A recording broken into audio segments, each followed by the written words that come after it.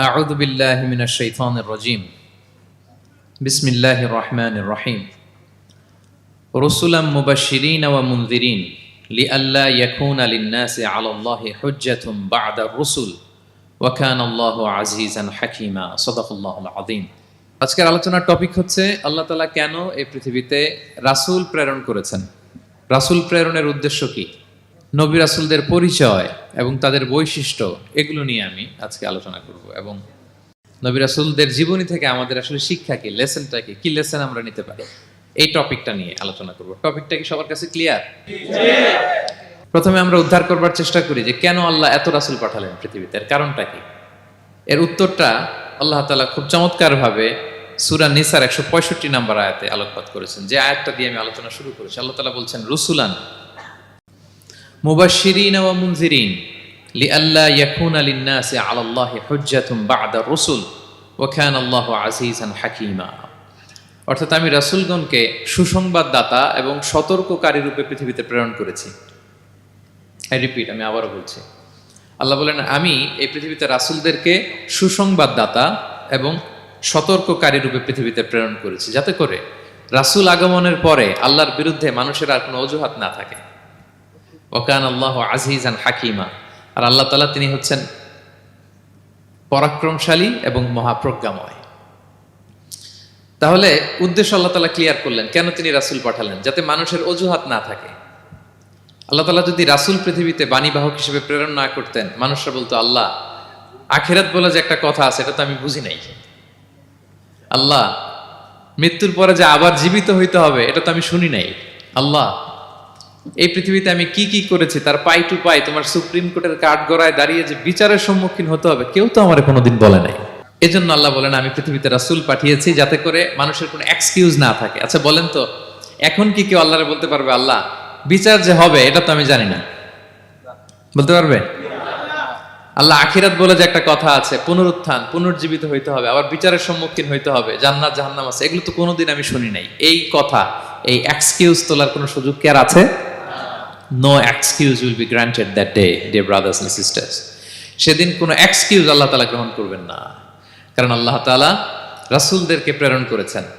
তারা আমাদেরকে বিস্তর বর্ণনা করে জানিয়ে গিয়েছে। এবং কেন রাসূলদেরকে প্রেরণ করেছেন, আল্লাহ বলেন যে দুইটা প্রাইম রেসপন্সিবিলিটি দিয়ে আমি রাসূলদেরকে প্রেরণ করেছি। এক নাম্বার মুবাশশিরিন, তারা সুসংবাদদাতা। তারা আমাদেরকে জানিয়েছে এই পৃথিবীতে যদি আমরা ভালো কাজ করি, এক আল্লাহর ইবাদত করি, কারো হক নষ্ট না করি, তাহলে আমরা জান্নাতে যেতে পারবো। জান্নাতের সুসংবাদ তারা দেন। They are the bearer of glad tidings, they are the bearer of paradise. তারা জান্নাতের সুসংবাদদাতা। রাসূলদের দুই নাম্বার প্রাইম রেসপন্সিবিলিটি হচ্ছে মুনজিরিন, তারা সতর্ককারী। তারা আমাদেরকে এই মর্মে সতর্ক করেছেন যে পৃথিবীতে যদি আল্লাহর ইবাদত না করে শিরক করো, বেদাত করো, এই পৃথিবীর বুকে যদি ফাসাদ করো, যদি সীমা লঙ্ঘন করো, যদি অন্যের অধিকার নষ্ট করো, তাহলে তোমাদেরকে জাহান্নামের আযাব ভোগ করতে হবে। ঠিক কিনা? তাহলে দুইটা প্রাইম রেসপন্সিবিলিটি। রাসূলরা হচ্ছেন মুবাশশিরিন, সুসংবাদদাতা, জান্নাতের সুসংবাদ দিয়েছেন। তারা ভালো কাজ করলে জান্নাতে যাওয়া যাবে। পাশাপাশি তারা হচ্ছেন সতর্ককারী। কিসের সতর্ককারী? জাহান্নামের ব্যাপারে সতর্ককারী। এই পৃথিবীতে ফাসাদ করলে, আল্লাহ তাআলার অবাধ্য হলে জাহান্নামে যেতে হবে। এবং রাসূল পাঠানোর মধ্য দিয়ে আল্লাহ তাআলা এক্সকিউজ দেওয়ার সুযোগ বন্ধ করে দিয়েছেন। কোনো এক্সকিউজ আর দেয়া চলবে না। তাহলে পৃথিবীতে কেন আল্লাহ তাআলা রাসূল পাঠালেন, এই পয়েন্টটা কি সবার কাছে ক্লিয়ার? আচ্ছা ক্লিয়ার, আমরা সামনের দিকে এগোই। এরপর আল্লাহ তাআলা বলেছেন এই পৃথিবীতে যত জাতি গোষ্ঠী আছে সব জাতির কাছে আমি রাসূল পাঠিয়েছি। ওয়া ইম মিন উম্মাতিন ইল্লা খালা ফিহা নাযীর। যত জাতি, যত নেশন এই পৃথিবীতে এসেছে, সব জাতিকে সতর্ক করবার জন্য, ইনস্ট্রাক্ট করবার জন্য, গাইড করবার জন্য আমি রাসূল পাঠিয়েছি। এমন কোন জাতি নাই যে জাতির মধ্যে আল্লাহ রাসূল পাঠায় নাই, সবাই রাসূল পেয়েছেন। এবং মজার ব্যাপার হচ্ছে they are the chosen and selected personality by Allah subhanahu wa ta'ala. রাসূলরা হচ্ছেন আল্লাহ তাআলার পক্ষ থেকে chosen এবং সিলেক্টেড। রাসূলদেরকে সিলেক্ট করেছে কে? আল্লাহ। তিনি বলেন ওয়া ইন্নাহুম ইনদানা লামিনাল মুস্তাফাইনাল আখিয়া। নবীরা হচ্ছে আমার কাছে মনোনীত, আমি তাদেরকে মনোনীত করেছি এবং তারা হচ্ছে সর্বশ্রেষ্ঠ মানুষ। তার মানে এই আয়াত থেকে বোঝা গেল নবীরা সিলেক্টেড, তারা ইলেক্টেড না। ইলেকশন করে নবী হওয়া যায় না। নবী সিলেক্টেড এর মাধ্যমে হইতে হয়, সিলেকশনের মাধ্যমে। আর সিলেক্ট করেন কে? চুজ করেন কে? ইলেকশন করে নবী হওয়া যায়? আমরা পৃথিবীর সবাই মিলে যদি ভোট দেই, যে আল্লাহ আমরা সবাই ভোট দিলাম, এ হচ্ছে রাসূল, তাকে রাসূল হিসেবে আপনি কবুল করেন, হবে ইলেকশনে ভোট দিলে? আমাদের সাথে যদি ম্যানকাইন্ডের সাথে জিন কাইন্ডও যুক্ত হয়, জিনেরাও যদি বলে আল্লাহ আমরাও আছি, আমরাও দিলাম একটা করে ভোট, হবে রাসূল হবে? ফেরেশতারাও যদি যুক্ত হয়, ফেরেশতারাও যদি বলে, মানুষও ভোট দিল, জিনেরাও দিল, ফেরেশতারাও দিল, প্রত্যেকে একটা করেই দিল, ধরেন প্রত্যেকের ভোট গণনা করার পরে দেখা গেল বিশাল ভোট কাউন্ট হয়েছে, এখন তাদের এই ভোটের উপর ভিত্তি করে রাসূল হবে কেউ? হবে? কারণ নবী ইলেকশনে হওয়া যায় না, নবী হয় সিলেকশনে। আর সিলেক্ট করেন কে?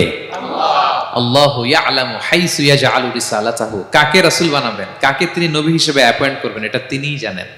শুধুমাত্র কেবলমাত্র একমাত্র আল্লাহ তাআলা সোললি এটাকে কন্ট্রোল করেন। কেউ চাইলে কারো ভোটে, কারো ইলেকশনে নবী হওয়া যায় না। নবীরা হচ্ছেন সিলেক্টেড, চুজেন পার্সোনালিটি বাই আল্লাহ সুবহানাহু ওয়া তাআলা। তাহলে নবীরা নির্বাচিত নন, ওনারা মনোনীত। নবীরা কি নির্বাচিত? নবীরা মনোনীত। এখন কতজন নবী রাসূল আল্লাহ তাআলা পাঠিয়েছেন? আল্লাহ তাআলা সুস্পষ্ট করে জানাননি কতজন। কিছু কিছু হাদিস থেকে পাওয়া যায় লক্ষাধিক রাসূল, নবী এবং রাসূল আল্লাহ তাআলা পৃথিবীতে পাঠিয়েছেন। কিন্তু কোরআন আল কারিমে এই লক্ষাধিক নবী রাসূলের সবার কথা আল্লাহ তাআলা আমাদেরকে শোনাননি। আল্লাহ তাআলা মাত্র 25 জন রাসূলের কথা আমাদেরকে শুনিয়েছেন। কতজন? 25 জনের কথা আল্লাহ তাআলা শুধু আমাদেরকে বলেছেন, বাকিদের কথা বলেন নাই। কতটুকু আমাদের বলা দরকার এটা আমাদের চেয়ে ভালো জানেন কে? আল্লাহ ভালো জানেন। আল্লাহ তাআলা ভালো জানেন কতটুকু আমাদেরকে জানাতে হবে। যত রাসূল তিনি পাঠিয়েছেন, যত নবী পাঠিয়েছেন, সবার কথা যদি আল্লাহ কোরআনে বলতেন, তাহলে কোরআন কি মাত্র 611 পৃষ্ঠার একটা বই হতো? 10 খণ্ড, 15 খণ্ড, 20 খণ্ড। তখন আমরা হাফেজ হতে পারতাম? হ্যাঁ, আমরা হাফেজ তরিকুল ইসলাম পাইতাম তখন? হ্যাঁ, তাকরিম পাইতাম? তখন তো হাফেজ হওয়া যেত না। এটা যদি 15 খণ্ড 20 খণ্ডের বিশাল ভলিউম হয়, হাফেজ হওয়া যেত না। এজন্য আল্লাহ তাআলা সব নবীদের কথা আমাদেরকে শোনায় নাই, মাত্র 25 জন নবীর কথা কোরআনে আল্লাহ শুনিয়েছেন। কতজন? আল্লাহ বলেন রুসুলান কদ কসাসনাহুম আলাইকা মিন ক্বাবলু ওয়া রুসুলান লাম নাকসুসহুম আলাইক। নবী হে, অনেক রাসূলের কথা আপনাকে শুনিয়েছি, আবার অনেক রাসূলের কথা আমি শোনাই নাই। যাদের কথা শোনানোর প্রয়োজন মনে করেছি তাদের কথাই আমি শুনিয়েছি। তাহলে আমরা বুঝলাম কোরআনে বর্ণিত হয়েছে কয়জন নবী রাসূলের নাম? সবাই বলবেন আওয়াজ করে, কয়জন? 25 জন। এবং এই 25 জন নবীর মধ্য থেকে 6 জনের নামে আল্লাহ 6টা সূরা ডেডিকেট করেছেন কোরআনে, 6টা সূরা উৎসর্গ করেছেন। সূরা ইউনুস, সূরা ইউসুফ, সূরা ইব্রাহিম, সূরা মুহাম্মদ, সূরা নূহ, সূরা হুদ। 6 জন নবী। কয়জন নবী? 6 নবীর নামে আল্লাহ তাআলা 6টা সূরা ডেডিকেট করেছেন। এবং এই যত নবী আল্লাহ তাআলা পাঠিয়েছেন, সব নবীর উপর ঈমান আনা আবশ্যক। হ্যাঁ, it's compulsory to believe in every messenger sent by Allah subhanahu wa ta'ala to validate our faith. আমাদের ঈমানটাকে প্রিজার্ভ করার জন্য সব নবীর উপর আমাদের ঈমান আনতে হবে, সব নবী। আমরা যে ঈমান আনি, ঈমানে মুফাসসাল, যেখানে 7টা বিষয়ের উপর বিস্তারিত ঈমানের যে ঘোষণা আমরা দেই, আমরা তো বলি যে ঈমান একটা মুজমাল আর একটা কি মুফাসসাল। ঈমানে মুফাসসালে 7টা বিষয়ের প্রতি ঈমান আনতে হয়। আমানতু বিল্লাহি ওয়া মালাইকাতিহি ওয়া কুতুবিহি, তারপরে ওয়া রুসুলিহি, পাইছেন? ওয়াল ইয়াউমিল আখিরি ওয়া বিল কদরি খাইরিহি ওয়া শাররিহি মিনাল্লাহি তাআলা ওয়াল বা'সি বা'দাল মাউত। এই 7টা বিষয়ের উপর বিস্তর ঈমান আমাদেরকে আনতে হয়। এই 7টার মধ্যে রাসূলদের ব্যাপার আছে না নাই? রাসূলদের উপর ঈমান আনতে হবে। যদি না আনি তাহলে আরকানুল ঈমান পূর্ণ হলো না, আমার ঈমান পরিপূর্ণ হবে না। তাহলে রাসূলদের উপর পূর্ণাঙ্গ ঈমান আনা এটা আবশ্যক। এবং এই সকল নবী এবং রাসূলদের একটাই ধর্ম ছিল। ধর্মটার নাম কি? সবাই বলুন, কি নাম? সবার একটাই ধর্ম, সব নবীর একটাই ধর্ম। কারণ আল্লাহর কাছে মনোনীত ধর্ম কয়টা? একটা। ইন্নাদ দীনা ইনদাল্লাহিল ইসলাম, আল্লাহর কাছে মনোনীত একটাই ধর্ম, সেটা হচ্ছে ইসলাম। এই যে ইহুদি বলে, নাসারা বলে, এগুলো ধর্ম না, এগুলো বংশ, গোষ্ঠী, জাতির নাম অনুসারে নামকরণ করা হয়েছে। যেমন নাসারা এসেছে, ঈসা আলাইহিস সালামের মা মারিয়াম ফিলিস্তিনের নাসিরিয়া শহরে জন্মগ্রহণ করেছেন। নাসিরিয়া, ওইখান থেকে আসছেন নাসারা। ইয়াকুব আলাইহিস সালামের 10 ছেলে, এই 10 ছেলের মধ্যে থেকে এক ছেলের নাম হচ্ছে ইয়াহুদা। এই ইয়াহুদা থেকে এসেছে ইহুদি, কিন্তু সব নবীর ধর্ম একটা। আওয়াজ করে বলুন তো সবাই, সেটা কি? ইসলাম। সবার ধর্ম একটা ছিল, ইসলাম। বিষ্ণু ইসলাম বলেন, ওয়াল আম্বিয়াউ ইখওয়াতুন লিআল্লাতিন, সেই বুখারীর বর্ণনা, নবীগণ হচ্ছে একে অন্যের বৈমাত্রেয় ভাইয়ের মতো। বৈমাত্রেয় ভাই মানে মা ভিন্ন কিন্তু বাবা এক, এরকম হয় না? ধরেন আমার বাবা যদি একাধিক বিয়ে করে, তো প্রত্যেক স্ত্রী গর্ভে যদি সন্তান আসে, তো আমরা সবাই তো ভাই, কি বলেন? কিন্তু মা ভিন্ন। মা কি? তবে বাবা এক। নবীদের দৃষ্টান্তটা এরকম, আল আম্বিয়া ও ইখওয়াতুন লিআল্লাহ, নবীরা হচ্ছেন বৈমাত্রেয় ভাইয়ের মতো, তাদের মা ভিন্ন কিন্তু বাবা এক। বিষ্ণু ইসলাম বলেন, উম্মাহাতুহুম শাত্তা ওয়া দীনুহুম ওয়াহিদ, তাদের শরীয়ত, তাদের বিধিবিধান এটা ভিন্ন ভিন্ন, কিন্তু তাদের দিন কি? এক, সেটা হচ্ছে ইসলাম। সকল নবীর ধর্মের নাম হচ্ছে ইসলাম। যেমন ইব্রাহিম আলাইহিস সালামের ব্যাপারে আল্লাহ তাআলা বলেন, মা কানা ইব্রাহিমু ইয়াহুদিয়ান ওয়ালা নাসরানিয়ান ওয়ালাকিন কানা হানিফাম মুসলিমা ওয়া মা কানা মিনাল মুশরিকিন। নবী ইব্রাহিম আলাইহিস সালাম উনি ইহুদিও ছিলেন না, নাসারাও ছিলেন না, উনি একনিষ্ঠ মুসলিম ছিলেন। কি ছিলেন? আল্লাহ নবী ইউসুফ আলাইহিস সালাম উনি সবসময় আল্লাহর কাছে দোয়া করতেন, আল্লাহ তাওয়াফানি মুসলিমান ওয়াল হিকনি বিসসালিহিন, আল্লাহ তুমি আমাকে মুসলিম হিসেবে মৃত্যু দিও আর সৎকর্মশীলদের সাথে অন্তর্ভুক্ত করে নিও। তো উনি মুসলিম না হলে এই দোয়া করতেন, আল্লাহ মুসলিম হিসেবে মৃত্যু দিও। সুলাইমান আলাইহিস সালাম রানী বিলকিসের কাছে একটা চিঠি লিখেছেন। এই চিঠি আবার পাঠিয়েছেন হুদহুদ পাখিকে দিয়ে। হুদহুদ পাখি ঠোঁটে করে এটা কামড় দিয়ে নিয়ে বিলকিসের রাজপ্রাসাদের ভেন্টিলেশনের ভিতর দিয়ে ঢুকে, বিলকিস লাঞ্চ করে বিশ্রাম নিতেছিল, এর বুকের উপরে চিঠিটা রেখে ফুরুত করে উড়াল দিছে হুদহুদ। খুলে দেখে অদ্ভুত এক চিঠি, ইন্নাহু মিন সুলাইমান ওয়া ইন্নাহু বিসমিল্লাহির রহমানির রহিম। তো বিলকিসকে উদ্দেশ্য করে সাল্লাল্লাহু আলাইহি ওয়াসাল্লাম বলেছিলেন, আল্লাহ তাআলু আলাইয়া ওয়াতুনি মুসলিমিন, বিলকিস অবাধ্য হয়েও না, বাড়াবাড়ি করো না, মুসলিম হয়ে আমার কাছে ফিরে আসো। কোন নবী বলছেন? তো উনি যদি মুসলিম না হতেন, উনি মুসলিম হওয়ার আহ্বান করতেন? প্রিয় ভাইরা, তাহলে সব নবীর ধর্ম একটা, সেটা কি? ইসলাম। সব নবী একই ধর্মের অনুসারী ছিলেন। এ পর্যায়ে আমরা কমন প্রফিটিক ফিচার্স, 10টা কমন ফিচার আছে যেটা সব নবীদের ক্ষেত্রে প্রযোজ্য। সব নবীদের ক্ষেত্রে এই ফিচারগুলো পাওয়া যায়। এই 10টা কমন ফিচার নিয়ে আলোচনা করব ইনশাআল্লাহ। এই 10টা কমন ফিচারের 1 নম্বর হচ্ছে আল ওয়াহি। সকল নবীকে আল্লাহ তাআলা ওহী পাঠিয়েছেন, রেভেলেশন, প্রত্যাদেশ। ওহী মানে সিক্রেট মেসেজ, যেটা নবী শোনে আর আল্লাহ জানে, দুনিয়ার মানুষ এটা শোনে না। নবীরা বললে কেবল শোনে। সুবহানাল্লাহ বলেন। সব নবীকে আল্লাহ এই ওহীটা পাঠিয়েছেন, জিবরাইল আলাইহিস সালাম মারফত ওহী পাঠিয়েছেন, অথবা সরাসরি কিতাব পাঠিয়েছেন, কিংবা সহিফা পাঠিয়েছেন। আল্লাহ তাআলা ইরশাদ করছেন, ইন্না আওহাইনা ইলাইকা কামা আওহাইনা ইলা নূহি ওয়ান নাবিয়িনা মিন বাদি। নবী নূহ আলাইহিস সালামের পরে সব নবীদের কাছে আমি যেমনি ওহী পাঠিয়েছি, আপনার কাছেও আমি এভাবে ওহী পাঠিয়েছি। সব নবীদের কাছে আমি এভাবে ওহী পাঠিয়েছি। সূরা বাকারার শুরুতে মুত্তাকিদের সংজ্ঞা দিতে যে আল্লাহ তাআলা বলেন, ওয়াল্লাযীনা ইউমিনুনা বিমা উনজিলা ইলাইকা ওয়া মা উনজিলা মিন ক্বাবলিক ওয়া বিল আখিরাতি হুম ইউকিনুন। মানে নবী হে, মুত্তাকি তো তারা যারা আপনার উপর যে কিতাব নাজিল হয়েছে এটার উপরও ঈমান আনে, ওয়া মা উনজিলা মিন ক্বাবলিক, এর আগে যত কিতাব নাজিল হয়েছে তার উপরও ঈমান আনে। তা আমরা যদি শুধু কোরআনের উপর ঈমান আনি হবে? তার আগে যত কিতাব, আসমানি কিতাব নাজিল হয়েছে এগুলোর উপরও ঈমান আনার দরকার আছে না নাই? বলেন বলেন। তাওরাতের উপর ঈমান আনতে হবে, জাবুর, ইনজিল, সুহুফে ইব্রাহিম ও মূসা সবগুলোর উপর ঈমান আনতে হবে। তো এই ওহীগুলো আল্লাহ তাআলা নাজিল করেছেন। তাহলে 1 নাম্বার কমন ফিচার হচ্ছে আল্লাহ তাআলা ওহী পাঠিয়েছেন, সব নবীকে ওহী দিয়েছেন। 2 নাম্বার ফিচার হচ্ছে same language of the people. নবীকে আল্লাহ তাআলা যেই জাতিগোষ্ঠীর কাছে পাঠিয়েছেন তিনি ওই জাতির ভাষাতেই কথা বলেছেন। ধরেন মালয় এলাকাতে যদি আল্লাহ নবী পাঠান আর ওই নবী যদি আরবিতে কথা বলে, তা আমাদের মালয়েশিয়ান ভাইরা বুঝবে? আচ্ছা, আরব দেশে যদি আল্লাহ একজন নবী পাঠান, ওই নবী ধরেন যে ম্যান্ডারিনে কথা বলে, চাইনিজ ভাষায়, আরবরা বুঝবে? চায়নাতে ধরেন আল্লাহ তাআলা এক নবী পাঠালো, সে ওখানে যে হিন্দি ভাষায় কথা বলে, চাইনিজ লোকেরা বুঝবে না। তাহলে যেই জাতির কাছে আল্লাহ পাঠাইছেন ওই জাতির ভাষা দিয়ে আল্লাহ নবীকে পাঠাইছেন। সুবহানাল্লাহ। আল্লাহ তাআলা ইরশাদ করেন, ওয়ামা আরসালনা মির রাসূলিন ইল্লা বিলিসানি কওমিহি লিউবাইয়িনা লাহুম। আল্লাহ তাআলা যত রাসূল পৃথিবীতে প্রেরণ করেছেন, বিলিসানি কওমি, যে জাতির কাছে প্রেরণ করেছেন ওই জাতির ভাষায় প্রেরণ করেছেন, যাতে করে নবীর কথা এরা বুঝে।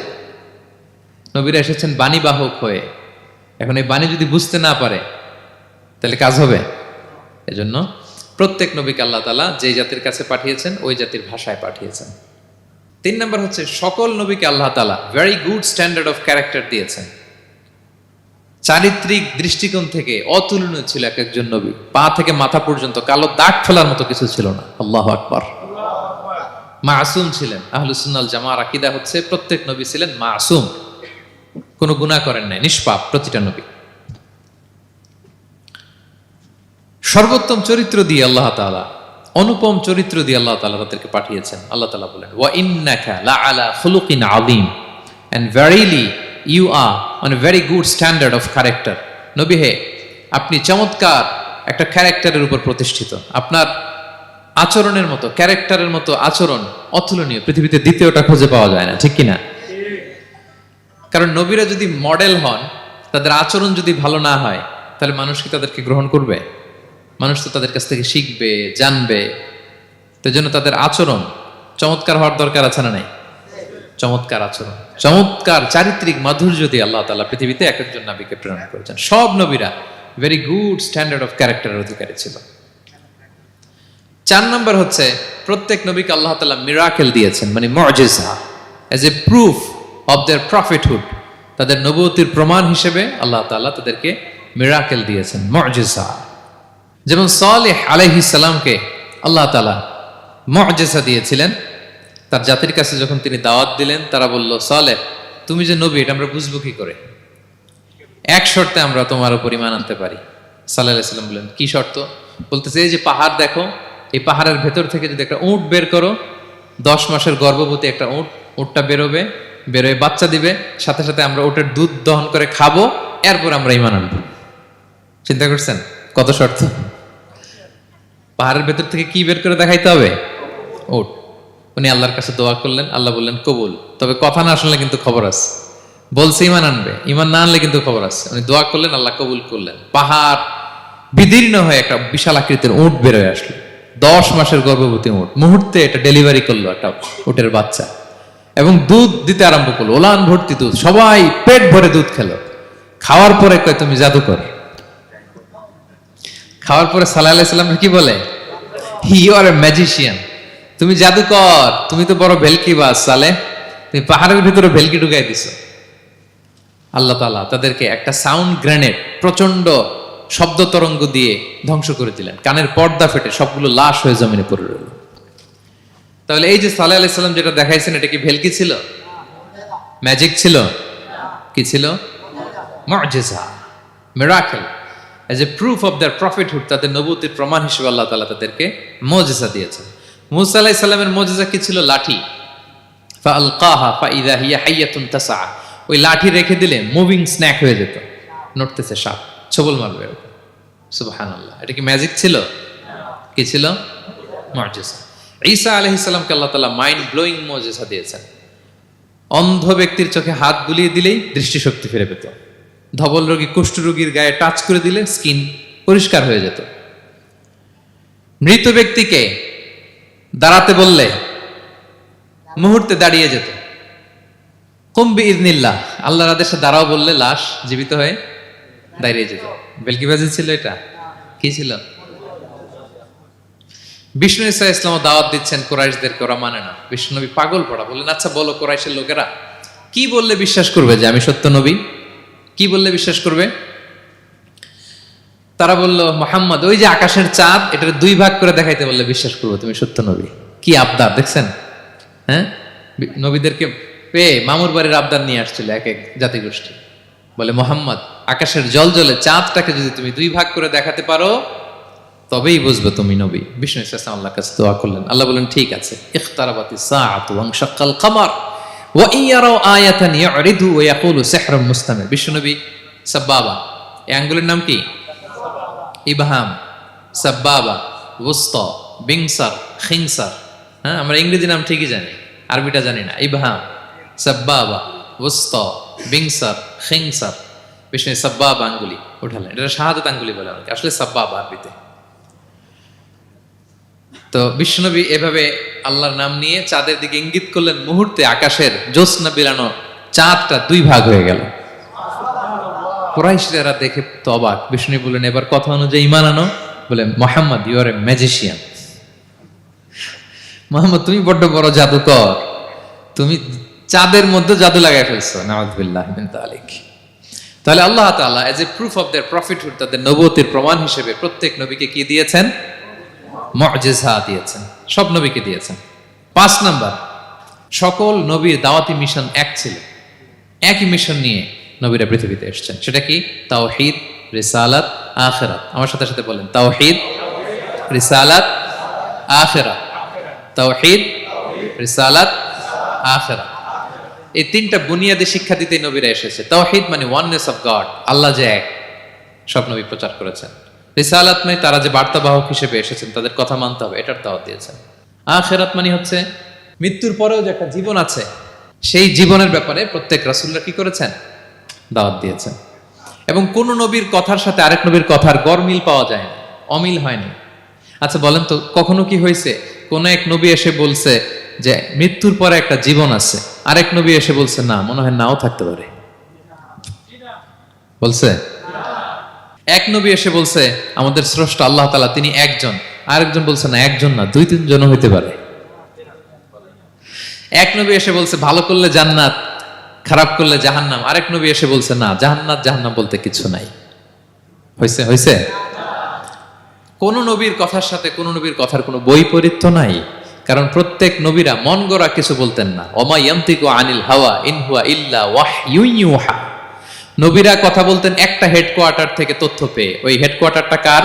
আল্লাহ। ওই হেডকোয়ার্টার থেকে যে ইনফরমেশন আসতো সেটার আলোকে নবীরা কথা বলতেন, বানিয়ে কিছু বলতেন না।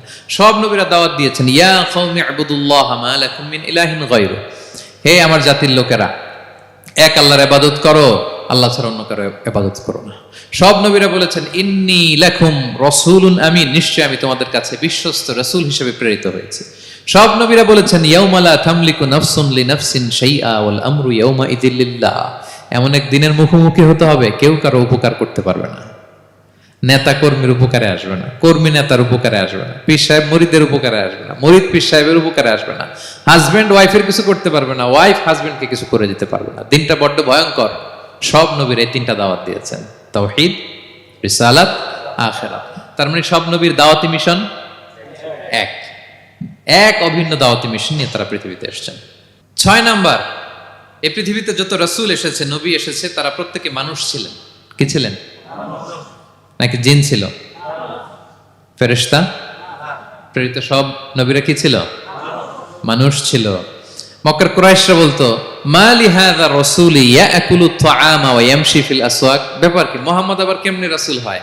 আমরাও বাজারে যাই, উনিও যায়, আমরাও বিয়ে করি, উনিও বিয়ে করে, আমাদেরকে মারলে কাটলে লাল রক্ত, ওনার রক্ত বের হয়। তো তারা চাচ্ছিল, তারা বলতেছিল যে মানুষ না দিয়ে আল্লাহ যদি ফেরেশতা পাঠাইতো নবী হিসেবে, তাইলে না ভালো হইতো। তালবাহান, এটার কি বলে? ফেরেশতা পাঠালে কি বলতো জানেন? ফেরেশতা পাঠালে বলতো ফেরেশতাদের তো ক্ষুধা লাগে না, এরা বুঝবে কি আমাদের কষ্ট? ফেরেশতাদের তো জৈবিক চাহিদা নাই, এরা কেমনে বুঝবে? ফেরেশতাদের তো খারাপ কাজ করার প্রবণতা, টেন্ডেন্সি নাই। আমাদের যে কষ্ট, দুঃখ, ফিলিংস, এটা তো ফেরেশতারা বুঝে না, ফেরেশতারা কেমনে আমাদের নবী হয়? এটা বলতো, ঠিক কি না? তালবাহানা বলে কেমন রাসূল, আমরা যা করি তাই করে। আল্লাহ বলেন সব নবীকে আমি মানুষ হিসেবে প্রেরণ করেছি। বিষ্ণু ইসলাম বলেন ইন্নামা আনা বাশারুম মিসলুকুম, নিশ্চয় আমি তোমাদের মতোই মানুষ। তোমাদের মতোই কি মানুষ। তো পার্থক্য হচ্ছে ইউহা ইলাইয়া, আমার কাছে ওহী আসে, প্রত্যাদেশ আছে আল্লাহ তাআলার পক্ষ থেকে। তাহলে 6 নম্বর যেই কমন ফিচার আমরা জানলাম, আল্লাহর পাঠানো সবগুলো নবী এবং রাসূল তারা কি ছিলেন? সবাই বলুন, তারা কি ছিলেন? মানুষ ছিলেন। 7 নম্বর কমন ফিচার হচ্ছে আল্লাহর পাঠানো সব নবী এবং রাসূলরা ওনারা পুরুষ ছিলেন। কি ছিলেন? কোন নবী কি নারী ছিল বলেন তো? হ্যাঁ, নারী নবী আছে? নাই। নবী হওয়ার জন্য ম্যাসকুলিনিটি শর্ত, পুরুষ হওয়া শর্ত। কারণ নবীকে অনেক বড় বড় জিনিসের নেতৃত্ব দিতে হবে, মাঝে মাঝে মিলিটারি তৈরি করতে হবে, লিডারশিপ লাগবে, যুদ্ধ পরিচালনা করতে হবে। নারীদের পক্ষে এটা সম্ভব? কঠিন। আমাদের বোনদের অনেক ধরনের দুর্বলতা আছে, তাদের মাসে কিছুদিন তারা আল্লাহর আদেশে অসুস্থ থাকে, ঠিক কিনা? পিরিয়ড তাদের চলে, ওই সময় সালাত পড়তে পারে না, অনেক প্রতিবন্ধকতা তাদের আছে। বাচ্চা যদি ধারণ করে পেটে 9 মাস, ওনারা অসুস্থ। শেষের মাসগুলোতে তো কঠিন, জটিল অবস্থা। বাচ্চা ডেলিভারির পরেও 40 দিন ব্লিডিং আছে না নাই? তাহলে অনেক ধরনের জটিলতা আল্লাহ তাআলা ওনাদের দিয়েছেন। এজন্য আল্লাহ তাআলা নবুয়তের গুরু দায়িত্ব, এটার জন্য আল্লাহ তাআলা পুরুষদেরকে সিলেক্ট করেছেন। আলহামদুলিল্লাহ বলেন। তাহলে যত নবী এবং রাসূল পৃথিবীতে এসেছিল ওনারা পুরুষ ছিল। আল্লাহ বলেন, ওয়ামা আরসালনা মিন ক্বাবলিকা ইল্লা রিজালান নূহি ইলাইহিম। নবী হে মুহাম্মদ, আপনার আগে যত নবী এবং রাসূলকে আমি পৃথিবীতে প্রেরণ করেছি তাদেরকে পুরুষ হিসেবে প্রেরণ করেছি, কোন নারীকে আমি নবুয়তের মর্যাদা দেই নাই। 8 নাম্বার, প্রত্যেক নবীকে আল্লাহ তাআলা একটা গ্রুমিং, একটা ট্রেনিং সেশনের মধ্য দিয়ে নিয়েছেন। সেটা কি? সেটা হচ্ছে সবাইকে আল্লাহ তাআলা শেফার্ড হিসেবে কাজ দিয়েছিলেন, রাখাল হিসেবে। পৃথিবীর সব নবীরা ছাগল চড়াতেন, সব, আদম আলাইহিস সালাম থেকে শুরু করে বিষ্ণু ইসা ইসলাম পর্যন্ত। সুবহানাল্লাহ পড়বেন না? বিষ্ণু ইসা ইসলাম বলেন, মা বাআসাল্লাহু নাবিয়্যান ইল্লা রাআল গানাম। আল্লাহ এমন কোন নবী পাঠায় নাই যেই নবী ছাগল চড়ায় নাই। সব নবী। সাহাবার অবাক হয়ে বললেন, ওয়া আনতা ইয়া রাসূলুল্লাহ, হে নবী আপনিও ছাগল চড়িয়েছেন? বিষ্ণু বললেন, হ্যাঁ, আমি তো অল্প কিছু পারিশ্রমিকের বিনিময়ে মক্কার লোকদের ছাগল চড়িয়ে দিতাম। সুবহানাল্লাহ।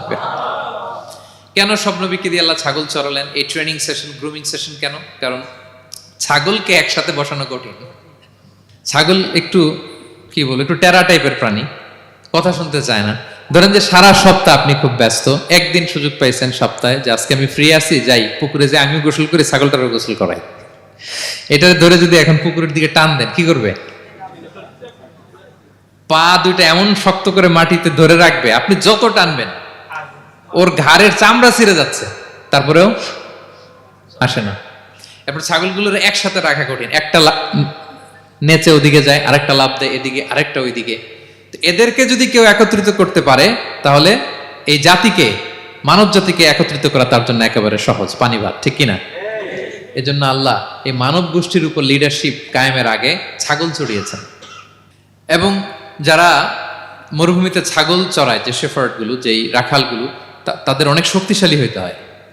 গায়ে শক্তি না থাকলে ছাগল চড়ানো যায় না, কিন্তু লাঠি নিয়ে হই হই করে পিছনে দৌড়াইতে হয়, নেকড়ের ছোবল থেকে ছাগলগুলোকে রক্ষা করতে হয়, বাঘ নেকড়ে এগুলো থেকে বাঁচাইতে হয়।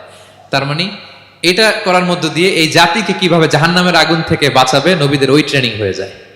সুবহানাল্লাহ। ছাগল এদিক ওদিক দৌড়াতে থাকে, এদেরকে যেমনি একত্রিত করতে হবে, নবীদের কাজও হচ্ছে মানব গোষ্ঠীকে ইউনাইটেড করা, একত্রিত করা। এজন্য আল্লাহ তাআলা মা বাআসাল্লাহু নাবিয়্যান ইল্লা রাআল গানাম, এই পৃথিবীতে এমন কোন নবী পাঠান নাই যেই নবীকে দিয়ে আল্লাহ তাআলা ছাগল চড়ান নাই। সব নবীর মধ্যে এটা কমন। 8 নম্বর পয়েন্ট। 9 নম্বর পয়েন্ট হচ্ছে enmity from their own people.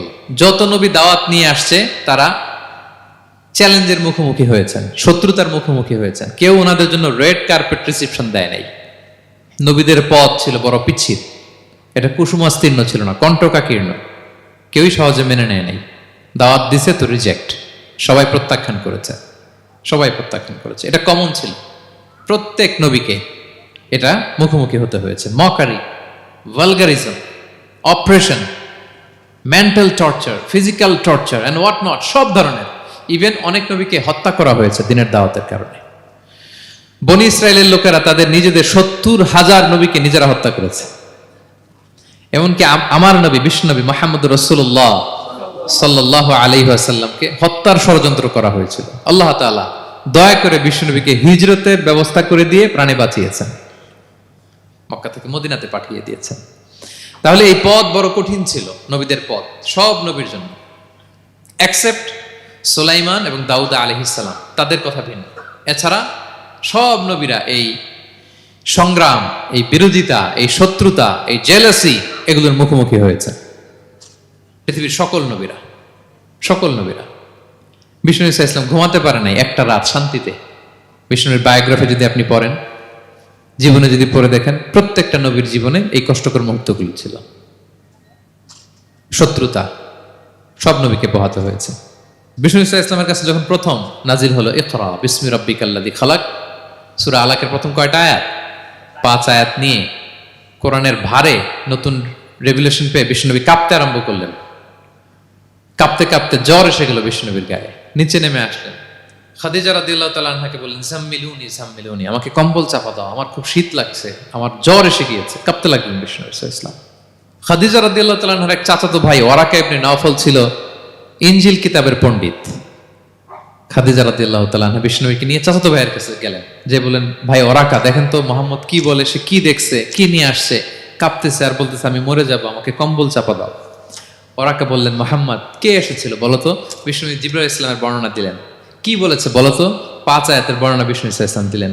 তখন বিষ্ণু ইসলামের কথা শুনে ওরাকা বলল, তোমার কাছে যে এসেছে ওহুয়ান নামুস, মানে জিবরিল, সে সব নবীদের কাছে এসেছে। মোহাম্মদ তুমি নবী হবা, তুমি কি হবা? তুমি নবী হবা, আখিরি নবী হবা তুমি। যে তোমার কাছে এসেছে সে সব নবীদের কাছে ওহী নিয়ে এসেছিল। আর জেনে রাখো মোহাম্মদ, তোমার এলাকার লোকেরা একদিন তোমাকে এলাকা থেকে বের করে দিবে। ভবিষ্যৎবাণী করতেছিলেন। বিশ্বনবী বললেন, আওয়া মুখরিজিয়াহুম, আমার ভাই বেরাদার, আমার জ্ঞাতি গোষ্ঠীর লোকেরা আমার এলাকা ছাড়া করবে? ওরাকা বললেন, হ্যাঁ। লাম ইয়াতি রাজুলুন কাত্তু বিমিসলি মা জিতা বিহি ইল্লা উদিয়া, তোমার মতো এরকম রিসালাতের দায়িত্ব নিয়ে যারাই কোনো জাতির কাছে এসেছে তাদের সাথে এরকম শত্রুতা করা হয়েছে। বিষ্ণু ইসলাম সেদিনের কথা শুনে, ওরাকার কথা শুনে অবাক হয়েছিলেন। তাহলে সব নবীদের ক্ষেত্রে 9 নম্বর কমন বৈশিষ্ট্য হচ্ছে তাদেরকে বাধার সম্মুখীন হতে হয়েছে। এখনো যারা নবীদের পথে চলবে বা চলে তাদের জীবনে বাধা বিপত্তি আছে না নাই? হ্যাঁ, তারা জেনে বুঝেই এই পথে এসেছে, তারা হিসাব মিলিয়েই এই পথে নেমেছে। এজন্য বাধা বিপত্তি চ্যালেঞ্জ কোন মুমিনকে তার রাস্তা থেকে সরাতে পারে না, ঠিক কিনা বলেন? এক চুলো নড়াতে পারে না। এটা নবীদের পথ, এটা নবীওয়ালা কাজ। এখানে জুলুম থাকবে, এখানে বাধা বিপত্তি থাকবে, এখানে চ্যালেঞ্জ থাকবে। এই পথটা সোজা, সিরাতুল মুস্তাকিম। যদি শেষ মাথায় যাওয়া যায়, ডাইরেক্ট জান্নাতুল ফিরদাউস। আলহামদুলিল্লাহ। তাহলে সব নবীরা বাধার সম্মুখীন হয়েছেন। 9টা কমন ফিচার গেল। 10 নম্বর, দ্য লাস্ট কমন ফিচার, পৃথিবীর সব নবীরা ইন্তেকাল করেছেন, আর কোন নবী আসবে না। আসবে? পৃথিবীর সব নবীরা মারা গিয়েছেন, কিন্তু আলামুল বারজাখে, বারজাখের জগতে নবীরা জীবিত। আই রিপিট, আমি আবারও বলি, প্রত্যেক নবী তার কবরে জীবিত। আলামুল বারজাখে। আমরা এই দুনিয়াতে আসার আগে যেই জগতে ছিলাম, ওই জগৎটার নাম হচ্ছে আলামুল আরওয়াহ, মানে রুহের জগৎ। সেখান থেকে আমরা এই জগতে এসেছি, এটার নাম আলামুদ দুনিয়া, দুনিয়ার জগৎ। আবার মৃত্যুর পরে যে নতুন এক্সটেশনে আমরা যাব, সেটার নাম হচ্ছে আলামে বারজাখ, বারজাখের জগৎ। নবীরা ওই বারজাখের জগতে জীবিত। বিষ্ণু ইসলাম সুনানে আবু দাউদের হাদিসে বলেন যে, ইন্নাল্লাহ হাররামা আলাল আরদি আন তাকুলা আজসাদাল আম্বিয়া, আল্লাহ তাআলা এই জমিনকে, নবীদের দেহকে কনজিউম করাকে হারাম করে দিয়েছেন। মানে জমিনের জন্য নবীদের লাশকে পচিয়ে ফেলা, খেয়ে ফেলা হারাম। যত নবী যেখানে ইন্তেকাল করেছেন, তাদের পবিত্র দেহ মোবারক এখনো আগের মতো একেবারে, যখন মৃত্যুবরণ করেছিলেন তখন লাশটা যেমন তাজা ছিল, এখনো প্রত্যেকে তার কবরে এরকম তাজা লাশ নিয়ে শুয়ে আছে। প্রত্যেক নবী কবরে জীবিত। বিষ্ণু ইসলাম ওনার কবরে জীবিত। তবে এটা বারজাকি জগতে। এই দুনিয়াতে উনি যেভাবে জীবিত ছিলেন ওইভাবে না, বারজাকি জগতে জীবিত। আমরা যখন প্যারা নবীর উপর সালাম পৌঁছাই, দুরুদ পড়ি, প্রত্যেক ফেরেশতা, একটা ফেরেশতা আছে এই দুরুদগুলোকে নিয়ে বিষ্ণুবীর কাছে পৌঁছায়।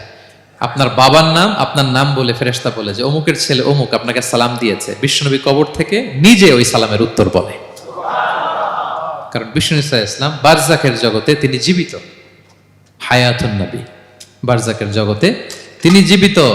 আরেক হাদিসে বিষ্ণু ইসলাম বলেন, আল আম্বিয়া ও আহিয়াউন ফি কুবুরিহিম ইউসাল্লুন, নবীরা তাদের কবরে জীবিত, সেখানে তারা সালাত আদায় করে। নবীরা তাদের কবরে কি করে?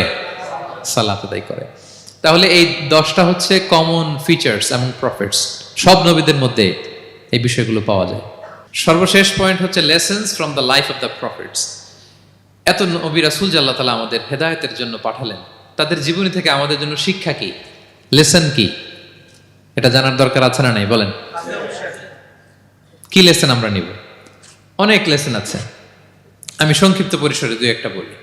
আমি আমার মিজানুর রহমান আজহারি ভেরিফাইড ইউটিউব চ্যানেলে প্রফেট সিরিজ নামে একটা সিরিজ করেছি, 25 পর্বের।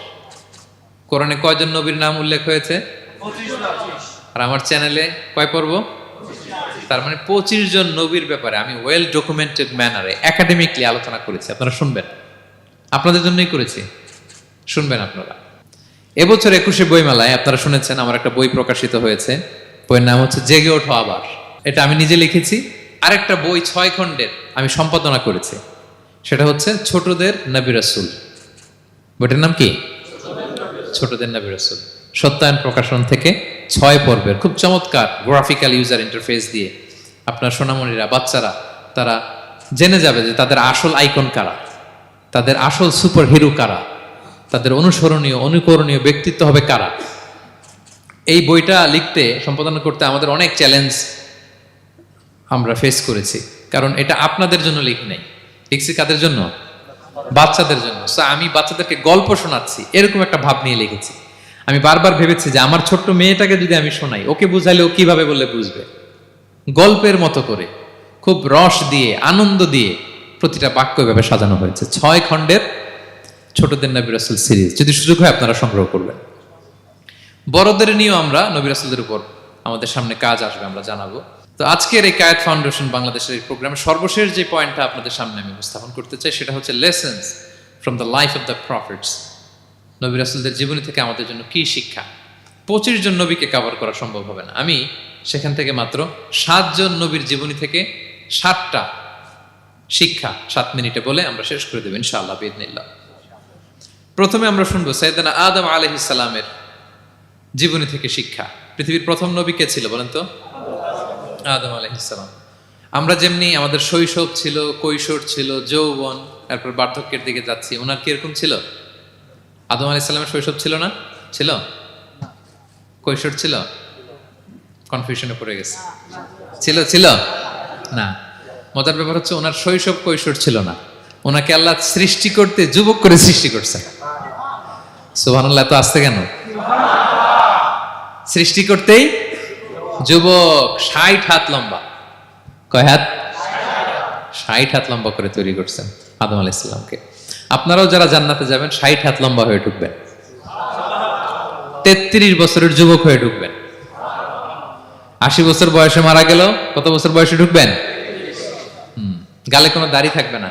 এই দুনিয়ায় দাড়ি রেখে নেন, ওখানে দাড়ি ছাড়া উঠবেন একেবারে। কোনো জুরদা মুর্দা ও আবনা ও সালাসা ওয়া সালাসিন, 33 বছরের তাগড়া ইয়াং সুপারস্টার হয়ে জান্নাতে ঢুকবো আমরা। তো আদম আলাইহিস সালামকে আল্লাহ প্রথম নবী করে পৃথিবীতে পাঠালেন। ওনাকে জান্নাতে সব খাইতে বললেন যে সব খাও, একটা গাছের কাছে যেও না। কিন্তু শয়তান সে তার মিশন নিয়ে আসে। সে আদম আলাইহিস সালামকে ভুলভাল বোঝালো, আদম আর হাওয়াকে, যে একটা কাজ করো, আল্লাহ তাআলা তোমাকে না করছে কেন জানো? আল্লাহ তো চায় না তুমি জান্নাতে থাকো, আল্লাহ চায় তোমাদেরকে দুনিয়াতে পাঠাই দিবে। তো তুমি যদি ওই গাছের ফল খেয়ে ফেলো, আল্লাহ আর দুনিয়াতে পাঠাইতে পারবে না। কিন্তু আল্লাহ চায় তোমাদেরকে কই পাঠাবে? কিন্তু যদি গাছের ফল খেয়ে ফেলো আর পাঠাইতে পারবে না। এজন্য আল্লাহ নিষেধ করছে গাছের ফল খায় না। চিন্তা করছেন? উল্টা, পুরো উল্টোটা বুঝাইছে। তো ভুল করে সাইয়েদনা আদম আলাইহিস সালাম, হাওয়া আলাইহিস সালাম খেয়ে ফেলছেন এই ফল। খাওয়ার পরেই আল্লাহ তাআলা পাঠিয়ে দিলেন পৃথিবীতে, যাও জমিনে যাও, এই জান্নাতে আর থাকা যাচ্ছে না। কাঁদতে আরম্ভ করলেন আদম আর হাওয়া আলাইহিস সালাম, কাঁদতে কাঁদতে অনুতপ্ত হয়ে আল্লাহর কাছে দোয়া করলেন। তো পুরো আদম আলাইহিস সালামের জিন্দেগির সবচেয়ে বড় শিক্ষা হচ্ছে রিপেন্টেন্স, অনুতপ্ত হওয়া। কি হওয়া? অনুতপ্ত হওয়া। আমরা ভুল করব, কুল্লুকুম খাত্তাউন, আমরা সবাই পাপী। সবাই কি পাপী? কে পাপ করি না? আমরা সবাই পাপী। কিন্তু মনে রাখবেন, আমাদের পাপ যত বড় হোক, আল্লাহর রহমতের দরিয়া তার চাইতেও বড়, অনেক বড়। তিনি দয়াময়, তিনি মেহেরবান, তার দয়ার শেষ নাই, তার মায়ার শেষ নাই। তার রহমতের দরিয়া যে কত বড় আপনি কল্পনাও করতে পারবেন না।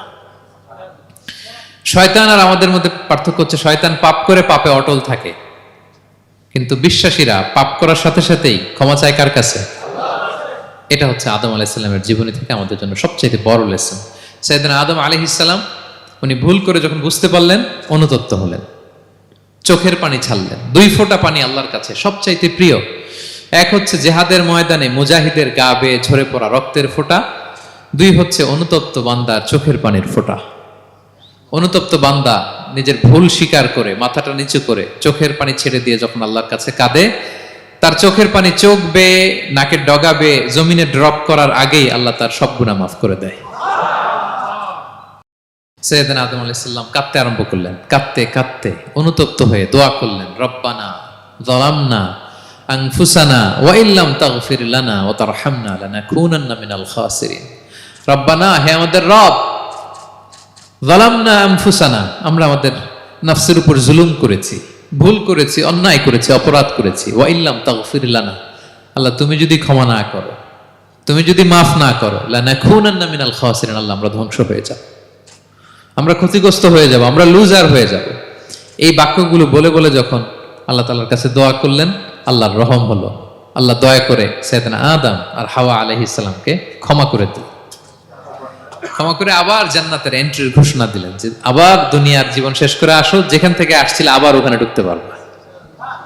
তাহলে আদম আলাইহিস সালামের জীবন থেকে আমরা যে লেসনটা পাই সেটা কি ভাই? বলেন বলেন। অনুতপ্ত হওয়া, রিপেন্টেন্স। আমরাও যদি জীবনে ভুল করি কি করবেন? ভুলের উপর অটল থাকবেন? অনড় থাকবেন? একগুঁয়ে ধরে বসে থাকবেন? সীমা লঙ্ঘন করবেন? আমরা ক্ষমা চাইব। কার কাছে ক্ষমা চাইব? ক্ষমা দেওয়ার জন্য তিনি বসে থাকেন। শেষ রাতে আল্লাহ প্রথম আসমানে চলে আসেন। প্রথম আসমানে এসে ডাকতে থাকেন, আলা মিন মুস্তাগফিরিন আগফির আলা, কে ক্ষমা চাবা? কে পাপ করেছে, জুলুম করেছে, বলো, আমি ক্ষমা দেওয়ার জন্য আসছি। আলা মিন মুস্তারজিকিন আরযুক আলা, কার রিজিকের দরকার, কার চাকরি নাই, কার ব্যবসা মন্দা, আমার কাছে চাও, আমি আল্লাহ বাড়িয়ে দেব। কার কি লাগবে বল, আমি দেব। আল্লাহ তাআলা দেওয়ার জন্য আসছে, আমি নেয়ার জন্য উঠতে পারি না। আমরা যেন আল্লাহ তাআলার কাছে চাই বেশি বেশি, এবং ভুল করলে যেন আমরা অনুতপ্ত হই। ভুল করলে আমরা কি হব? সাইয়েদনা আদম আলাইহিস সালামের জীবন থেকে আমরা এটা শিখলাম। 2 নম্বরে সাইয়েদনা নূহ আলাইহিস সালামের লাইফ থেকে আমরা কি শিখি? ওনার লাইফ থেকে আমরা শিখি হচ্ছে কনসিস্টেন্সি, মানে লেগে থাকা। ভালো কাজের জন্য কি করা? লেগে থাকা। উনি 950 বছর দাওয়াত দিয়েছিলেন ওনার জাতিকে। কয় বছর বলেন তো? 950 বছরের দাওয়াতি কার্যক্রমের ফলে উনি ফলোয়ার জোটাইতে পারছেন কয়জন জানেন? 80 জন। কয়জন? 80 জন। এরাই আমাদের পূর্বপুরুষ। আমরা পৃথিবীর সবাই কিন্তু এদেরই নাতিপুতি। এই 80 জনকে নিয়ে উনি নৌকার উপর উঠছিলেন, কিস্তির উপর, আর বাকিটা তো মহাপ্লাবন দিয়ে আল্লাহ ধ্বংস করে দিয়েছেন। ওই 80 জন আবার জমিনে এসে জমিন আবাদ করা শুরু হলো, ওখান থেকে পৃথিবীর সকল মানুষ। সুবহানাল্লাহ। উনি বলেন, ক্বালা রাব্বি ইন্নী দাআউতু কওমি লাইলান ওয়া নাহারা, আল্লাহ আমি দিন রাত এক করে আমার জাতিগোষ্ঠীকে দাওয়াত দিয়েছি। ফালাম ইয়াজিদহুম দুআই ইল্লা ফিরারা, কিন্তু আমারে দেখলে লোকগুলো ভেগে ভেগে যায়। আর কি করে? আমার কথা যেন শুনতে না হয়, এরা কানে আঙ্গুল দিয়ে রাখে আর মুখে কাপড় পেঁচিয়ে রাখে। নূহ আলাইহিস সালাম তারপরও থামতেন না, কন্টিনিউয়াস দাওয়াতি কাজ। লোকজন নূহ আলাইহিস সালামকে পিটিয়ে আধামরা করে কাঁথা দিয়ে পেঁচিয়ে পাহাড়ে রেখে আসতেন। ওইখান থেকে এসে নূহ আলাইহিস সালাম আবার দাওয়াত দিতে শুরু করতেন। What a consistency! কিভাবে লেগেছিলেন! 950 বছর তিনি দাওয়াত দিয়েছেন, মাত্র 80 জন ফলোয়ার হয়েছিল। তাহলে আমরা অল্প দাওয়াতি কাজ করেই আমরা হতাশ হয়ে যাই। হায় রে, আমার কথা শুনলো না, হায় রে আমার কথা পৌঁছাইলো না, হায় রে আমার কাছে এসে কেউ মুসলিম হইল না, হায় রে আমার কথা। অস্থির। আপনার কাজ হচ্ছে পৌঁছে দেওয়া, আপনার কাজ হচ্ছে কোরআনের কথা মানুষকে বলা। এটা দিয়ে কতটুকু কি হবে এটার ফয়সালা কার? তাহলে নূহ আলাইহিস সালামের জীবনী থেকে আমাদের শিক্ষা হচ্ছে কনসিস্টেন্সি। 950 বছর উনি লাগাতার দাওয়াত দিয়েছেন, থামে নাই, হতাশ হয় নাই, হাল ছাড়া নাই। নবীরা কখনো হাল ছাড়ে না। সুবহানাল্লাহ পড়ে। 3 নাম্বার, ইব্রাহিম আলাইহিস সালামের জীবনী থেকে আমাদের জন্য শিক্ষা হচ্ছে ওবিডিয়েন্স, আনুগত্য। কি করে আল্লাহ তাআলার কাছে আনুগত্য করতে হয়। আল্লাহু আকবার। আমি মনে হয় 1 ঘন্টার উপরে আলোচনা করেছি আমার প্রফেট সিরিজ ইব্রাহিম আলাইহিস সালামের জীবনী নিয়ে। ওনার পুরো জীবনটা, আল্লাহ কোনো কিছু বলতে দেরি, আল্লাহর আদেশের সামনে মাথা পেতে দিতে ইব্রাহিম আলাইহিস সালামের দেরি হয়নি। আল্লাহ বলছেন আসলিম, ওয়া ইয ক্বালা রাব্বুহু আসলিম ক্বালা আসলামতু লিরাব্বিল আলামিন। হে ইব্রাহিম সারেন্ডার, কয় সারেন্ডার। সুবহানাল্লাহ। ইব্রাহিম আনুগত্য করো, আল্লাহ আনুগত্য করছি। ওনার সন্তান হয় না 86 বছর বয়সে একটা সন্তান দিলেন আল্লাহ তাআলা। আমাদের এখানে কার বয়স কত? সর্বোচ্চ বয়স কত আছি আমরা? এদিকে 60 বছরের উপর তো কেউ নাই, ঠিক কিনা? 86 বছর বয়সে আল্লাহ সন্তান দিয়েছেন, ইসমাঈল আলাইহিস সালাম। কত বছর বয়সে? সন্তানটা আদরের নাকি? হ্যাঁ, আদরের না? শেষ কালে একটা সন্তান পেলেন 86 বছর বয়সে। ইব্রাহিম আর হাজেরার ঘরকে উজাড় করে ফুটফুটে এক সন্তান ইসমাঈল আলাইহিস সালাম আসলেন। ভালোবাসা, আদর যেন ঠিকরে পড়ে, এত গদগদ ভালোবাসা। এবার বললেন, যাও হাজেরা আর দুধের সন্তান ইসমাইলকে মরুভূমিতে ফেলে দিয়ে আস। বলতে দেরি, রেখে আসতে দেরি নেই। এটাই হচ্ছে ইব্রাহিম আলাইহিস সালামের আনুগত্য। ধুধুমরু প্রান্তরে হাজেরা আর ইসমাইল আলাইহিস সালামকে রেখে আসলেন, চলে আসলেন, বুকটা ফেটে চৌচির। 86 বছর বয়সে একটা সন্তান পেলাম, দুধের বাচ্চা, আমার স্ত্রী সহ মরুভূমিতে রেখে আসলাম। রেখে আবার থাকাও যাবে না, যাও তুমি ফিলিস্তিনে, এরা থাকবে মক্কায়, মরুভূমির মাঝখানে। পরে আল্লাহ জুরহুম কওমের মাধ্যমে এদেরকে পানি, জামজাম অনেক কিছু দিলেন। লম্বা ঘটনার দিকে যাচ্ছে। এরপর হৃদয় যখন ফেটে চৌচির হয়ে যায়, তখন আল্লাহ তাআলা বলেন, ঠিক আছে যাও, যা একটু ছেলেরা দেখে আসো। এবার যে দেখে ছেলেরা আরো মায়া লাগে, কারণ একটু বড় হয়েছে তো, এবার দৌড়াইতে পারে, হাঁটতে পারে। সুবহানাল্লাহ পড়েন। এবার যখন দৌড়াইতে পারে, হাঁটতে পারে, আব্বু আব্বু বলে ডাকতে পারে, মায়াটা যখন একটু গাঢ় হয়েছে, আল্লাহ বলে এবার ছেলেরা জবাই কর। দেখছেন কি পরীক্ষা? 86 বছর বয়সে সন্তান পেল, রেখে আসলো মরুভূমিতে, একটু বড় হইল, দেখা করতে গেল, এবার বলে জবাই করো। জবাই করো বলতে দেরি, ছুরি চালাতে দেরি হয়নি। কুরবানির ইতিহাস লম্বা ইতিহাস, দিকে যাব। এরপরে আল্লাহ কবুল করলেন।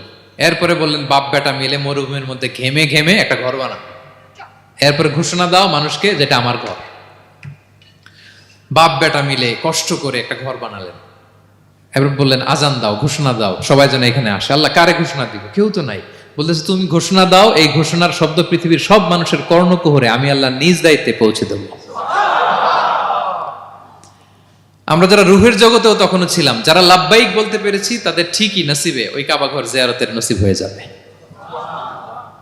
উনি ঘোষণা দিলেন, দেখেন কেউ নাই, ধুধুমরু প্রান্তর। আজকের মক্কাকে কল্পনা করেন তো কি অবস্থা। এই রমজানের লাস্ট 10 days অফ রমাদান আপনি জায়গা পাবেন? হজের চেয়েও বেশি মানুষ। কিভাবে আল্লাহ কবুল করেছেন, কিভাবে আনুগত্য, সাবমিসিভনেস, নিজেকে আল্লাহর কাছে পুরো সুপর্দ করা, এর নমুনা সাইয়েদনা ইব্রাহিম আলাইহিস সালাম পেশ করেছেন। তাহলে সংক্ষিপ্ত কথা হচ্ছে, আল্লাহ নবী ইব্রাহিম আলাইহিস সালামের জীবনী থেকে আমাদের জন্য শিক্ষা হচ্ছে অবিডিয়েন্স, আনুগত্য। কিভাবে আল্লাহর আদেশের সামনে মাথা পেতে দিতে হয়। পারা যাবে তো? হ্যাঁ, ওই ইব্রাহিম আলাইহিস সালামের রক্ত আমাদের দেহে বহমান। আমরাও নবী ইব্রাহিমের উত্তরসূরি। নবী ইব্রাহিমের আলাইহিস সালামের মতো আমরাও ইসলামের জন্য জীবন বিলিয়ে দেওয়ার দরকার আছে না নাই? বলেন বলেন। শক্ত পদে আমাদেরকেও এরকম স্যাক্রিফাইসের মেন্টালিটি অর্জন করতে হবে। অবিডিয়েন্স, আনুগত্যের শিক্ষা আমরা নবী ইব্রাহিম আলাইহিস সালামের কাছ থেকে পাই। 4 নম্বর, ইয়াকুব আলাইহিস সালাম, ওনার জীবনী থেকে শিক্ষা হচ্ছে পেশেন্স, ধৈর্য। আমাদের অনেকের ধৈর্য নাই, আমরা অস্থির, অল্পতে ধৈর্য হারাই ফেলি। ধৈর্য এমন একটা গাছ, এই গাছের সারা গায়ে অনেক কাঁটা, কিন্তু এই গাছের ফল বড্ড মিষ্টি। ধৈর্য এমন একটা গাছ, গাছের সারা গায়ে কি, কিন্তু ফলটা। ইয়াকুব আলাইহিস সালামের কলিজার টুকরা ইউসুফ আলাইহিস সালামকে ভাইয়েরা মেরে আহত করে কুয়ায় ফেলে দিছে। কুয়া থেকে নিয়ে মিশরে বিক্রি করে দিস। এখন এতিম হয়ে আরেক জায়গায় থাকে, বাবার কলিজা ফেটে যায়, ছিঁড়ে যায়, কিন্তু কাউরে বিচার দেয় না, কাউরে কিছু বলে না। উনি বলে, ইন্নামা আশকু বাসি ওয়া হুজনি ইলাল্লাহ, আমার দুঃখ কষ্ট মনের জ্বালার যন্ত্রণা আমি একজনের বলি, তিনি কে? আল্লাহ। ধৈর্য ধারণ করলেন। প্রাপ্তবয়স্ক অবস্থায় ওনার ছেলে বানিয়ামিন, তাকেও হারালেন। আবার বলে, আমি কাউরে বিচার দিই না, একজনের বলে, তিনি কে? আল্লাহ। এই 2 ছেলের শোকে কাঁদতে কাঁদতে অন্ধ হয়ে গেলেন। আল্লাহু আকবার। সাইয়েদনা ইয়াকুব আলাইহিস সালাম একবারও ধৈর্য হারা হন নাই। তাহলে আল্লাহ নবী ইয়াকুব আলাইহিস সালামের জীবনী থেকে আমাদের জন্য শিক্ষা হচ্ছে পেশেন্স। বিপদে আমরা কি ধরবো? ধৈর্য ধারণ করব। 5 নম্বরে, ইউসুফ আলাইহিস সালামের জীবনী থেকে আমাদের শিক্ষা হচ্ছে, he is the archetype of good character, উন্নত চরিত্রের মডেল। আমার যুবক ভাইয়েরা, কায়েত ফাউন্ডেশন বাংলাদেশের আজকের ইফতার প্রোগ্রামে যুবক যারা এসছো, তোমাদের জন্য শিক্ষা আর্কিটাইপ অফ গুড ক্যারেক্টার, চরিত্র কিভাবে হেফাজত করতে হয়, এর মডেল, প্রেরণার বাতিঘর, তাগড়া যুবক, পৃথিবীর সবচাইতে সুন্দর পুরুষ ইউসুফ আলাইহিস সালাম। তাকে দেখে ওই সময়ের আরেক বিশ্ব সুন্দরী জুলাইখা প্রেমে মাতোয়ারা, গোপন কক্ষে নিয়ে প্রেম নিবেদন করেছে, বলেছে ইউসুফ কাক পক্ষে টের পাবে না। আল্লাহ নবী ইউসুফ আলাইহিস সালাম এটাকে প্রত্যাখ্যান করলেন। জোরাজুরি করলো, প্রত্যাখ্যান করলেন। মারধর করা হলো, প্রত্যাখ্যান করলেন। সবশেষে আলটিমেটাম দিল, যদি আমার কথা মতো না চলো জেলখানায় ভরবো। উনি বললেন, ক্বালা রাব্বি সিজনু আহাব্বু ইলাইয়া মিম্মা ইয়াদউনানি ইলাই, আল্লাহ এই পাপের কাজের চেয়ে জেলখানাই আমার জন্য ভালো। বিনা অপরাধে, বিনা দোষে 1 যুগ মিথ্যা অপবাদে কারাবন্দী ছিলেন সাইয়েদনা ইউসুফ আলাইহিস সালাম। তারপরেও চরিত্রের ব্যাপারে 1 বিন্দুও কম্প্রোমাইজ করেন। যুবক ভাইরা, চরিত্র বড় দামি সম্পদ। সম্পদ গেলে সম্পদ আসে, স্বাস্থ্য গেলে স্বাস্থ্য আসে, একবার চরিত্র নষ্ট হলে ওই চরিত্র আর ফিরে পাওয়া যায় না। সাইয়েদনা ইউসুফ আলাইহিস সালামের জীবনী থেকে আমাদের শিক্ষা হচ্ছে চরিত্রকে কিভাবে প্রিজার্ভ করতে হয়। এটা 6 নম্বরে সাইয়েদনা ঈসা আলাইহিস সালামের জীবনী থেকে আমাদের জন্য শিক্ষা হচ্ছে স্লেভারি, দাসত্ব। কারণ আমরা সবাই গোলাম একজনের, বলেন তো কার গোলাম? আল্লাহর গোলাম। কিন্তু ওনার সব উম্মতেরা মানে খ্রিস্টানরা তাকে বলে সান অফ গড, উনি নাকি আল্লাহর সন্তান। নাউজুবিল্লাহ পড়েন। ওনার মা ম্যারি মানে মারিয়াম আলাইহিস সালাম নাকি আল্লাহর স্ত্রী। নাউযুবিল্লাহ।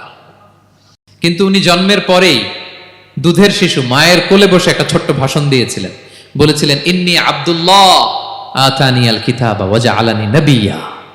আল্লাহ আমাকে আল্লাহর গোলাম বানিয়ে পাঠিয়েছেন। দেখেন কি নবী, প্রথমে এসে বলেন আমি কিন্তু রাসূল। একে তো দুধের শিশু, মুখের প্রথম কথা কি? ইন্নী আব্দুল্লাহ, আমি আল্লাহর গোলাম।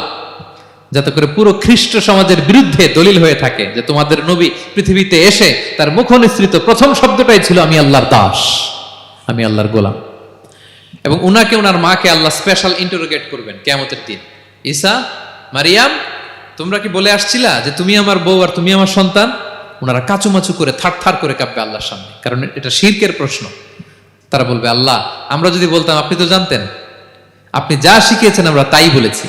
আল্লাহ জানেন যে উল্টাপাল্টা কিছু বলে নাই, তারপরেও কোটি কোটি মানুষের সামনে এত বিশাল জনগোষ্ঠী কেন এই নবীকে আল্লাহর সন্তান বললো? আল্লাহ তাআলা ঈসা আলাইহিস সালামকেও ছাড়বেন না, জিজ্ঞেস করবেন। তিনি বলবেন আল্লাহ আমি যে তোমার গোলাম এটার দাওয়াত দিয়েছি, আর আজীবন গোলামের মতোই ছিলাম। ঈসা আলাইহিস সালাম কৃষকের সাথে, মজুরের সাথে, কুলির সাথে, ধোপাতের সাথে বন্ধুত্ব করেছিলেন। সমাজের নিচু শ্রেণীর লোকেরা ছিল তার ফলোয়ার। আল্লাহু আকবার। তাহলে সাইয়েদনা ঈসা আলাইহিস সালামের জীবনী থেকে আমরা শিখলাম আমরা সবাই আল্লাহর গোলাম, আল্লাহর দাস। সর্বশেষ নবী, বিশ্ব নবী, পেয়ারা নবী মুহাম্মদুর রাসূলুল্লাহ সাল্লাল্লাহু আলাইহি সাল্লামের জীবনী থেকে কি শিক্ষা? এই শিক্ষা তো বলতে গেলে ঘন্টার পর ঘন্টা লাগবে। একটা শিক্ষা শুধু বলি, সেটা হচ্ছে মার্সি। ওমা আরসালনাকা ইল্লা রাহমাতাল লিল আলামিন। I have sent you as a mercy for the entire universe. নবী হে, আমি আপনাকে গোটা বিশ্বের সবার জন্য রহমত করে প্রেরণ করেছি। তিনি মানুষের জন্য রহমত, তিনি প্রাণীর জন্য রহমত, তিনি পাখির জন্য রহমত, তিনি স্ত্রীদের জন্য রহমত, তিনি উম্মতের জন্য রহমত, তিনি তার ফলোয়ার সাহাবীদের জন্য রহমত। ঠিক কিনা? তিনি কত রহমতের নবী ছিলেন? বিষ্ণু ইসলাম কতটা রহমতের নবী ছিলেন? ছোট্ট একটা উদাহরণ দিয়ে শেষ করি। বিষ্ণু ইসলাম বলেন লিকুল্লি নাবিয়িন দাওয়া মুস্তাজাবা। আল্লাহ প্রত্যেকটা নবীকে একটা করে দোয়ায়ে মুস্তাজাবা দিয়েছেন। মানে এমন দোয়া, এই দোয়া করতে দেরি কিন্তু দোয়া কবুল হতে দেরি হয়। সব নবীকে আল্লাহ বলছেন এই নবীরা তোমাদের প্রত্যেককে একটা করে দোয়া করার সুযোগ দিলাম এই দুনিয়াতে, এবং দোয়াটা করার সাথে সাথেই কবুল করে ফেলবে। বিষ্ণু নবী বলেন লিকুল্লি নাবিয়িন দাওয়া মুস্তাজাবা। সব নবীরা একটা করে দোয়া মুস্তাজাব পেয়েছেন, দাআউ বিহা। আর নবীরা ওই দোয়াটা দুনিয়াতেই করে ফেলছে। সব নবীর ওই স্পেশাল দোয়া যেটা করলেই কবুল, ওটা সব নবীরা কি করছে? দুনিয়াতেই করে ফেলেছে। কিন্তু বিষ্ণু নবী বলেন ওয়া ইন্নী আখতাবিউ দাওয়াতি শাফাআতান লি উম্মতি ইয়াউমাল কিয়ামা। আমি আমার সেই দোয়াটা এই দুনিয়ার বুকে অন্যান্য নবীদের মতো করি নাই। আমি আমার দোয়াটা আমার গুনাহগার উম্মতের জন্য কিয়ামতের কঠিন দিনে তারা যখন মুসিবতে পড়ে যাবে, ওই মুসিবত থেকে বাঁচার জন্য ওই দোয়াটা আমি আমার উম্মতের জন্য রেখে দিয়েছি। ওয়া ইন্নী আখতাবিউ দাওয়াতি শাফাআতান লি উম্মতি ইয়াউমাল কিয়ামা। সব নবীরা এই দোয়াটা করেছে, দুনিয়াতেই কবুল হয়ে গিয়েছে। কিন্তু বিষ্ণু বললেন আমি চাইলে এই দোয়াটা করতে পারতাম। তায়েফের ময়দানে বিষ্ণুনবী ওই দোয়া করলে বিষ্ণুনবীর গা দিয়ে রক্ত ঝরে না। কুরাইশদের সাথে বিষ্ণুনবীর 3 বছর জেল খাটা লাগে না। মদিনাতে বিষ্ণুনবী অনেক না খেয়েছিলেন, পেটে পাথর বেঁধেছিলেন, দোয়া করলে জান্নাত থেকে খাবারের বস্তা চলে আসতো, মুহূর্তেই কবুল। জীবনের কোন কঠিন পরিস্থিতিতে বিষ্ণুনবী এই দোয়াটা করে নাই। বিষ্ণু বলেন আমি আমার এই দোয়াটা স্পেশালি আমার গুনাহগার উম্মতের জন্য রেখে দিয়েছি। কিয়ামতের কঠিন ময়দানে আমার গুনাহগার উম্মত যখন বিপদে পড়ে যাবে, তাদেরকে ওই বিপদ থেকে বাঁচানোর জন্য ওই দোয়াটা আমি প্রিজার্ভ করে দিয়েছি। বিষ্ণু ইসলাম আমার জন্য এই দোয়াটা রেখে দিয়েছেন। প্রিয় ভাইয়েরা, এই দোয়াটা আপনার জন্য রেখে দিয়েছেন। বিষ্ণুনবী দোয়াটা আমাদের জন্য রেখে দিয়েছেন। চাইলে এই দুনিয়াতে এই দোয়াটা করতে পারতেন, করেন নাই। সব নবীরা করে ফেলেছেন। এজন্য বিষ্ণুনবীকে বলা হয়েছে ওমা আরসালনাকা ইল্লা রাহমাতাল লিল আলামিন। নবী হে, I have sent you as a mercy for the entire universe. গোটা বিশ্বের জন্য আপনাকে আমি রহমত করে প্রেরণ করেছি। আপনি রহমতের নবী, আপনি দয়ার নবী, মায়ার নবী। বিষ্ণুনবীর জীবনী থেকে শিক্ষা হচ্ছে আমরাও যেন আমাদের অধীনস্থ যারা আছে তাদের প্রতি যেন রহমদিল হই, আমরা আমাদের প্রতিবেশীদের প্রতি যেন রহমদিল হই, আমরা আমাদের ফ্যামিলির সদস্যদের প্রতি যেন রহমদিল হই। এই মার্সি, এই দয়া মায়ার ছোঁয়া যেন বিষ্ণুনবীর উম্মত হিসেবে আমাদের হৃদয়েও থাকে। সবাই পড়ি আমিন। তাহলে সম্মানিত সুধী, নবীদের এই লাইফ লেসন থেকে আমরা যেগুলো শিখলাম এগুলো আমাদের জীবনে বাস্তবায়নের দরকার আছে না নাই? বলেন বলেন। বেশি বেশি নবীদের জীবন চর্চা করবেন তো? প্রফেট সিরিজের যে লেকচারগুলো আপনাদের জন্য রেখেছি আপনারা শুনবেন তো? সবাই ছেলে মেয়েদেরকে নবীদের জীবনী শেখাবেন তো?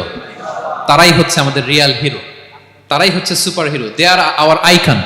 এবং আমাদের হেদায়েতের জন্য তাদেরকে আল্লাহ তাআলা আমাদের কাছে পাঠিয়েছেন নবী হিসেবে, রাসূল হিসেবে। নবীরা যেই পথে চলেছেন, যে দিক নির্দেশনা আমাদেরকে দিয়েছেন, আমরা যেন আমাদের জীবনকে ওই পথে ওই মতে পরিচালিত করতে পারি। আল্লাহ তাআলা আমাদের সবাইকে কথাগুলো বোঝা আর আমল করার তৌফিক দান করুন। হাযা মা ইনদি ওয়াল ইলমু ইনদাল্লাহ আলাইহি তাওয়াক্কালতু ওয়া ইলাইহি উনীব। ওয়াসসালামু আলাইকুম ওয়া রাহমাতুল্লাহি তাআলা